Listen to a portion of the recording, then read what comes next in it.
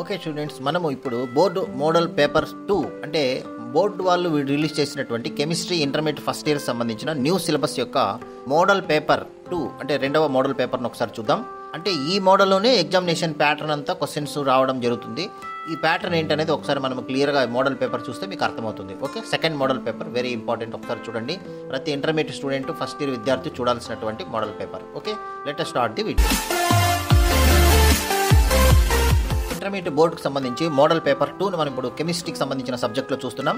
అంటే new syllabus సంబంధించి 2026 మార్చిలో ఎగ్జామ్కి సంబంధించినటువంటి మోడల్ పేపర్ ఏ విధంగా కెమిస్ట్రీ పేపర్ ఉంటుంది అనేది ఇక్కడ చూసినట్టయితే టోటల్ కెమిస్ట్రీ పేపరు వచ్చేసి 4 సెక్షన్స్గా ఉంటుందన్నమాట. సెక్షన్ ఏ అంటే సెక్షన్ బి అంటే సెక్షన్ సి అంటే సెక్షన్ డి అని 4 సెక్షన్స్గా ఉంటుంది. వీటిలో మనం ఇప్పుడు చూసినట్లయితే ఏ సెక్షన్లో ఏమేమి మార్కులు వస్తున్నాయి ఏం కథ అని మనం ఒకసారి వెరిఫై చేసినట్టయితే ముఖ్యంగా చూడండి, మనకు టోటల్ ఇంటర్మీడియట్కి సంబంధించి ఇక్కడ టోటల్గా మీకు ఈ విధంగా క్వశ్చన్ పేపర్ చూసినట్టయితే 4 సెక్షన్స్ ఉంటాయి. Section A, section B, section C and section D. అంటే మొట్టమొదటి సెక్షన్ ఏలో మనం తీసుకున్నట్లయితే ఓన్లీ 1 మార్క్ క్వశ్చన్స్ ఉంటాయి వితౌట్ చాయిస్. 9 క్వశ్చన్స్ ఇస్తారు, 9 క్వశ్చన్స్కి ఆన్సర్ చేయాలి. అట్లా వీటిలో మీకు ఒక 3 వచ్చేసి మల్టిపుల్ చాయిస్ ఉంటాయి. అంటే ఇక్కడ చూడండి, ఫస్ట్ క్వశ్చన్ మనం ఇక్కడ ఒకసారి చూద్దాం ఎట్లా ఉన్నాయి మల్టిపుల్ చాయిస్ అంటే. Answer all the following questions అన్నారు. ఇవి సెక్షన్ ఏ. సెక్షన్ ఏలో 1 మార్క్ క్వశ్చన్స్. 1 మార్క్ క్వశ్చన్స్ లో ఫస్ట్ 3 వచ్చేసి మల్టిపుల్ చాయిస్. చూడండి, when hydrogen sulphide gas is passed through a solution of copper ions than ABCD ఇచ్చాడు. అంటే దీంట్లో ఏదో ఒకటి కరెక్ట్ ఆన్సర్ అన్నమాట. అట్లాగే రెండవ క్వశ్చన్, నెక్స్ట్ మూడవ క్వశ్చన్, ఇవి 3 కూడా మల్టిపుల్ చాయిస్. నెక్స్ట్ వచ్చేసి 1 మార్క్ క్వశ్చన్స్ ఒక 3 ఇచ్చారు. 1, 2, 3 1 మార్క్ క్వశ్చన్స్. నెక్స్ట్ 3 వచ్చేసి ఇక్కడ ఫిల్ అప్ ది బ్లాంక్స్ అనమాట. ఈ విధంగా మీరు టోటల్గా ఒక 9 క్వశ్చన్స్ ఈ విధంగా రావడం అనేది ఇక్కడ జరుగుతుంది.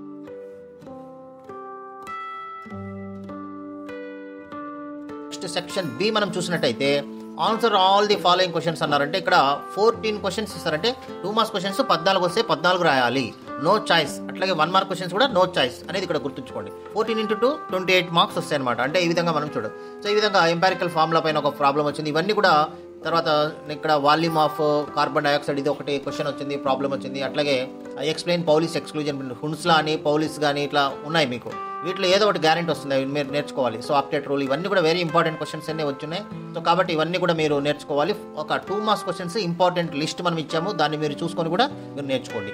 ఇక 2 మార్క్స్ క్వశ్చన్స్ 23rd వరకు ఉన్నాయి క్వశ్చన్స్. ఇవి 14 రాయాలి. ఇక సెక్షన్ సి మనం చూసినట్టయితే సెక్షన్ సిలో answer any 8 of the following అన్నాడు. అంటే 8 మాత్రమే ఆన్సర్ రాయాల్సి ఉంటుంది. టోటల్ మీకు 12 ఇస్తారు.